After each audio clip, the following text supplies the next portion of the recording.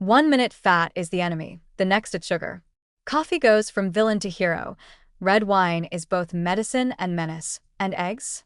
Once treated like heart attack grenades, they're now welcome back at brunch.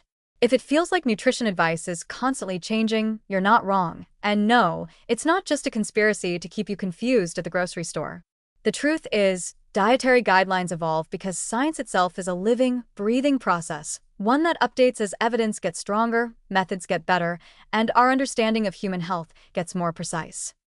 It all starts with how nutritional science works. Unlike studying rocks or atoms, nutrition involves living, breathing, complex human beings who eat dozens of foods every day, all while living different lives in different cultures, with different genetics and habits. That makes it incredibly hard to isolate the effects of one nutrient or food. Most nutrition studies are observational, which means they look at patterns, like people who eat more fiber tend to have lower rates of heart disease. But correlation isn't causation. People who eat more fiber might also exercise more, smoke less, or be wealthier, and those things also impact health outcomes. That's why early recommendations, while well-intentioned, sometimes oversimplified the science or jumped the gun on incomplete evidence. Take fat, for example. In the 1970s and 80s, the science community was understandably alarmed by rising heart disease rates. Some early research linked dietary fat, especially saturated fat, to higher cholesterol levels, which in turn were tied to cardiovascular disease. The response? Cut fat. Public health campaigns promoted low-fat everything, from cookies to salad dressing. But in the rush to reduce fat, food companies often replaced it with sugar and refined carbs, and lo and behold, rates of obesity and type 2 diabetes kept climbing. Later studies revealed that not all fats are created equal, and that healthy fats from nuts, seeds, avocados, and fish actually protect the heart. Meanwhile, ultra-processed low-fat foods were doing more harm than good. Eggs are another classic flip-flop. Early advice warned against eating more than 2 or 3 per week because of their cholesterol content. But as research improved, we learned that dietary cholesterol doesn't affect blood cholesterol nearly as much as saturated and trans fats do.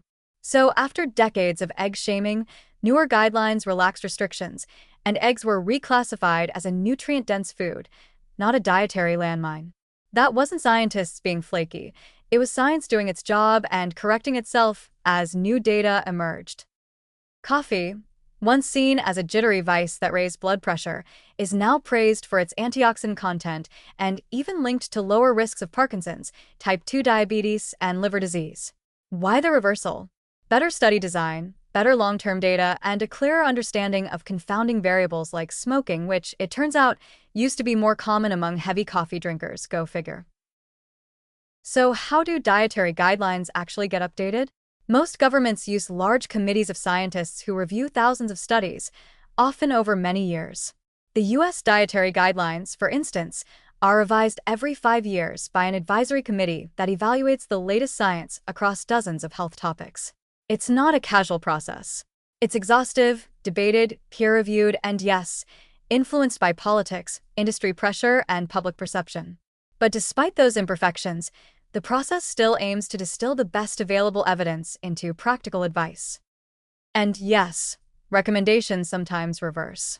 Not because nutrition science is unreliable, but because early findings can be incomplete, and it takes time and many studies to form a clear picture. Nutritional research is more like building a giant jigsaw puzzle than flipping a light switch. Each study adds a piece, and sometimes the picture changes. That's actually a sign of progress, not failure. So when the guidelines evolve, when butter gets a cautious pass, when eggs come back in style, when fiber keeps getting promoted like it's up for a Nobel, it's not because scientists are indecisive. It's because the evidence has changed, and the responsible thing to do is to follow where it leads. That's the scientific method in action: observe, test, revise, repeat. In the end, the big picture advice hasn't shifted as much as it might seem.